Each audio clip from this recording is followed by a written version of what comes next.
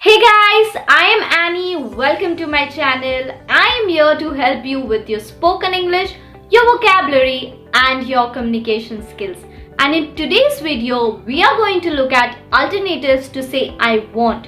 So instead of saying I want this, I want that, you can use these phrases to sound more like a native speaker. So if you are interested, please keep watching, and before we begin, don't forget to like and subscribe.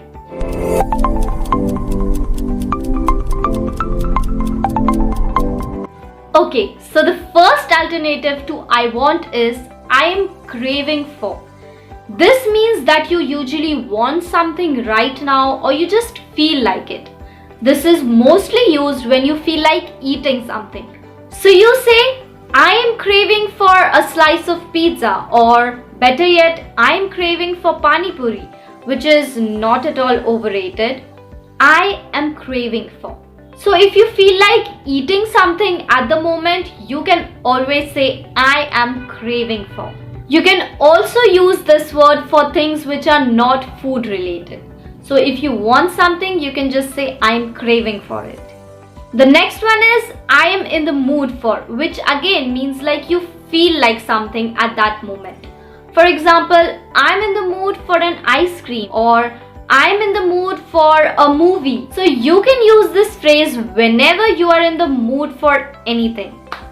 So the next one is really basic. You probably already know this. It is I feel like. Very basic. Instead of saying I want, you can just say I feel like. I feel like eating ice cream right now. I feel like going out for a walk right now. I feel like dancing right now, or whatever you feel like doing right now. So instead of saying I want, you can say I feel like. Another way of saying I want is I could really do with, which means if I had something right now, it would be really good. For example, instead of saying I want some alone time right now, you could say I could really do with some alone time right now. Or instead of saying I want a cup of tea, you can say I could really do with a cup of tea. The next one is very informal. It's I'd kill for, which means that you want something so badly that you would be willing to kill for it. Obviously not literally. So when you want something really bad, you can say I'd kill for. I'd kill for some coffee right now. I'd kill to be alone right now. I'd kill for.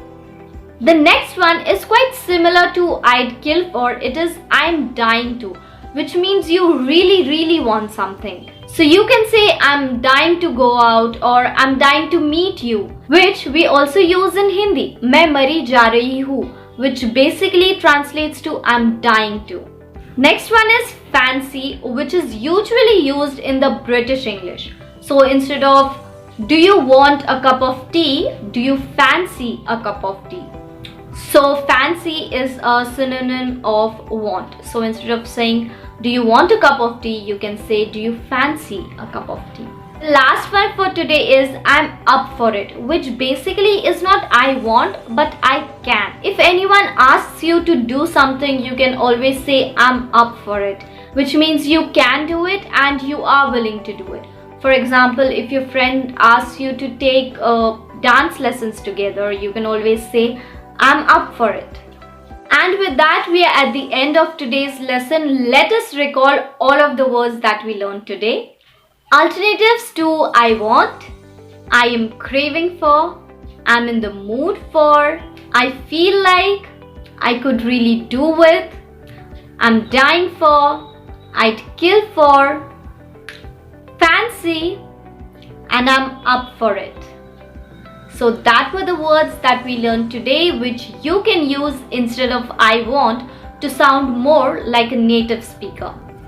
That is it for today's video. I hope you really enjoyed this. Don't forget to like, share and comment. And also don't forget to connect with me on Instagram. I'm always there for all of your doubts. Take care everyone. I'll see you next time.